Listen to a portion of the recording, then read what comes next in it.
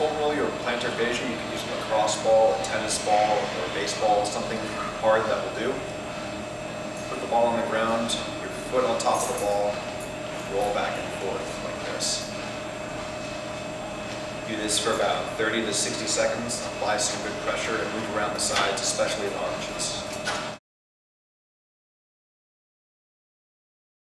To foam roll your calves, place the roller under your calf like this, support yourself on your hands and your other foot, and then roll up and down.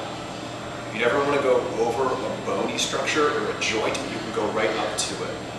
And you can also turn your leg in a little bit. Make sure you get the lateral and middle portions of your calf muscles. Do about 8 to 12 rolls, or however many you really feel you need to in order to start to loosen up that area. And switch sides. To foam roll your adductors, you're going to take the roller like this, place it right on the inside of your knee, and bring one leg up so that your hip is flexed. Again, right on the inside of your knee. I'm going to support myself on my forearms and on my left leg, and then I'm just going to apply some pressure to the roller and roll all the way up and all the way down to just inside my knee. You want to make certain that you don't miss out on this little portion right in here called the teardrop, or the end of the VMO. It's an area where people will commonly get tight, so make certain that you go all the way up to just inside the knee and all the way back. Again, about 8 to 12 rolls on each side and then switch.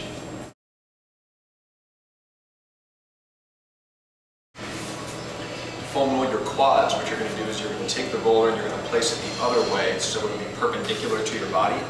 Again, start just above your knee on one side. So if I'm using my right leg, what I'm going to do is place it right above my knee like that, support myself on my hands or forearms, and then on my left leg as well. Again, really try to relax the right side, roll all the way up and all the way down. And then what I can do is get about 8 to 10 rolls on the middle part like this, and then turn just a little bit so that I can get the lateral side of my quad. And then in a little bit so I can get the VMO. Again, about 8 to 12 rolls, all the way up, all the way down, and then switch.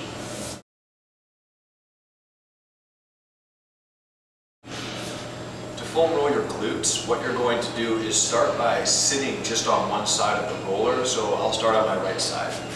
What I'm going to do is make certain that just my right side of my glutes are on the roller, and notice how I'm turned at an angle. I'm not sitting right on top of the roller. I turn a little bit like this, so I'm getting into the side muscles of my glutes. Then if my right glute is on the roller, what I'm going to do is take my right foot and cross it over my left knee like this. And I'm going to go up and down the side. Okay? So again, you don't want to sit right on top of the roller. You don't want to be on a bony structure. You want to get into the external rotators and the sides of your glutes. So up and down like this, about 10 to 12 rolls, and then switch sides. So then you go onto your left side, cross your left foot over, and go up and down like this.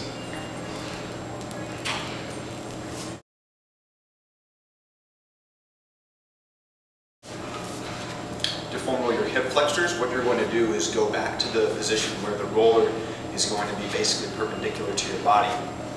And what I'm going to do is basically try and find the bony structure, my hip up here on my left side, near my ASIS joint, okay? And what I'm going to do is just try and feel below that. I want to feel basically the highest portion of my leg before that bony structure. I want to get into the TFL, basically, my hip flexors, okay? So what you're going to do is place the roller just below that point, and again, I'm angled towards the floor a little bit. Notice how I'm kind of 45 degrees almost, and I'm not right on top of it like this, and I'm also not right on my side. I'm about 45 degrees. I'm going to place the roller right below that bony structure, and then just kind of do little rocks up and down, back and forth, not going over the bone.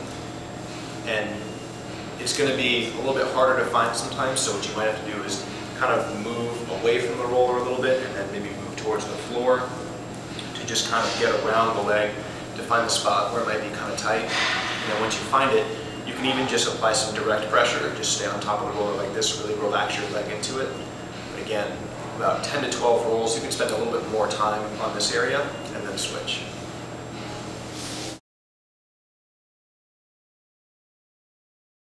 For the IT band, what you're going to do is take the roller and place it right under the lateral portion of your leg, above your knee, okay? And I'm going to cross my top leg over like this and support myself on my left arm.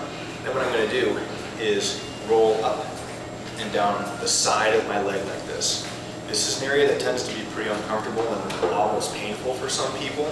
A very tight IT band can be an indicator of tightness in the glutes or hip flexors. So if you're really tight here, it's important to know that you're also foam rolling your glutes and hip flexors a lot, as well as your quads. You get about 10 to 12 rolls on one side and then switch to the other.